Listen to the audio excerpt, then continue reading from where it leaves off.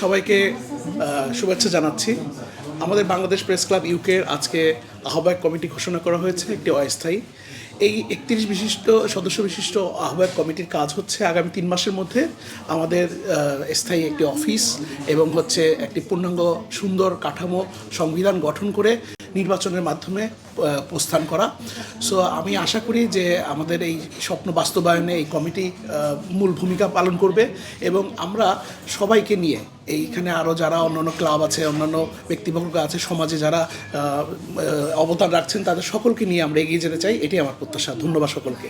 31 December লন্ডনে Bangladesh press club ইউকের যে সংক্ষিপ্ত কমিটি করা হয়েছিল, সেই কমিটির সবাইকে দায়িত্ব দেওয়া হয়েছিল যে তারা আলাপ আলোচনার ভিত্তিতে, সবার মতামতের ভিত্তিতে একটি পূর্ণাঙ্গ আহ্বায়ক কমিটি করার জন্য, এবং ইতিমধ্যে সবার সম্মতির ভিত্তিতে 31 সদস্য বিশিষ্ট পূর্ণাঙ্গ কমিটি গঠিত হয়েছে।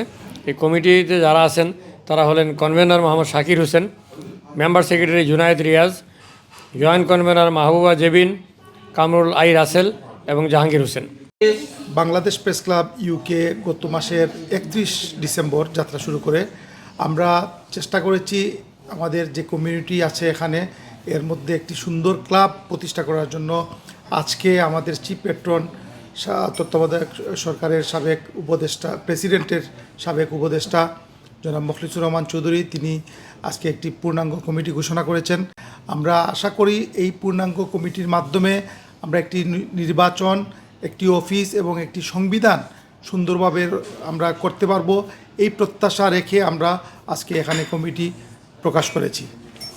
আমরা একঝাঁক সংবাদকর্মী অনেক আশা নিয়ে বাংলাদেশ প্রেস ক্লাব ইউকে নামে একটি প্রেস ক্লাবের যাত্রা শুরু করেছি গত 31 ডিসেম্বরে। আমরা এই অল্প সময়ের মধ্যেই আমাদের আহ্বায়ক কমিটি গঠন করেছি।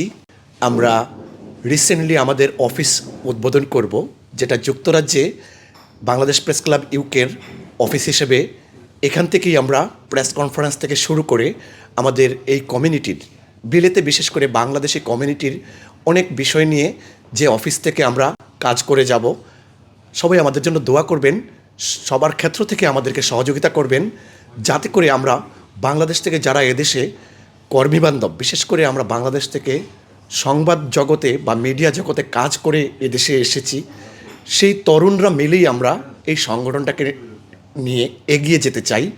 আমাদেরকে আপনারা সহযোগিতা করুন। Thank you.